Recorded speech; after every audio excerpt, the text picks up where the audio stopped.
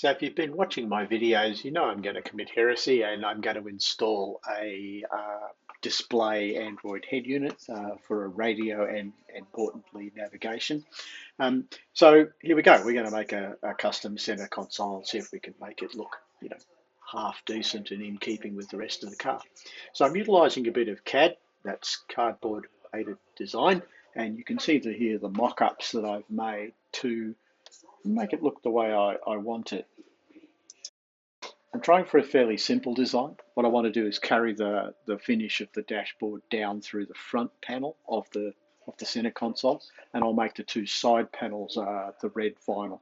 I decided not to bring it right down through the middle of the car. I want to keep the carpet there, as I think the contrast between the vinyl seats and the carpet it just stops getting vinyl overload. So I think it looks nice like that. So I've chosen to put the head unit at the top, in the middle at the bottom, the larger diameter hole there, we've got a clock that matches all the other instruments.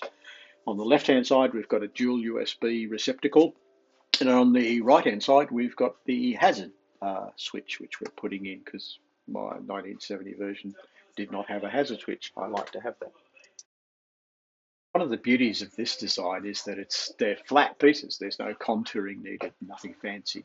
So I'm going to make this by making the front panel with two folded edges on the vertical left and right sides, and then I'm going to pop rivet the left and right sides onto the fascia panel. And if it's all cut right, it should just fit straight around and snug it in tightly, and then I'll just use the 4 standard screws on the back of that center console there to hold it in place. So when I make this, what I propose to do is when I put the vinyl on the sides and before I pop rivet it all together, I'm going to squash the vinyl in between the joints where the panels on the side pop rivet. And that way we get a nice folded edge that runs down the side of the fascia and delineates the fascia from the edges. You can see where I've put the vinyl through underneath and then I've pop riveted it from the outside through the inside. And then I'm going to fold the vinyl around and glue it on as my next step. But this shows you where the vinyl's captured between the two bits before I pop rivet it together. Gives you that nice edge there.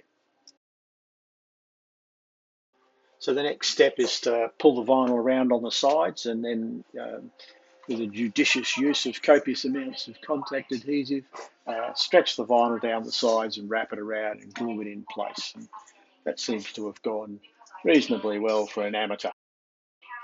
Then I've mounted the head unit, frame in place and secured that using a couple of brackets on the back side, and that holds that firmly in place. I've also put a bracket on the actual MG itself inside that'll actually hold the rear side of that in place. But here's the finished product. I think it looks quite good. Now I'll fit the instruments in and then we'll put it in place and see how she looks. Okay, so we're still on the bench here. We've fitted everything into it. It looks pretty good, I think. So we're ready to reinstall it in the car. On the right-hand side, you'll see a small push-button switch right up at the top. That sort of sits underneath the dash a little bit, if you like. That's actually there so you can adjust the time on the clock. It's a digital working clock, so you need this little button to advance it and set the time if you need to do that. So fitting it in the car is really easy. You really just slide it up under the dash and the front edge sits into the carpet in much the way the original console did. On the back edge, there are 2 captive screws in the chassis of the car, which are already there. So I just put some screw holes in the console to hold it in place, and that's all that holds it there. I have looms with quick disconnect plugs on it, so it's really easy to take in and out. 2 screws, boom, out it comes. Looks quite good. I'm quite pleased with that result. It's simple, but it fits quite well.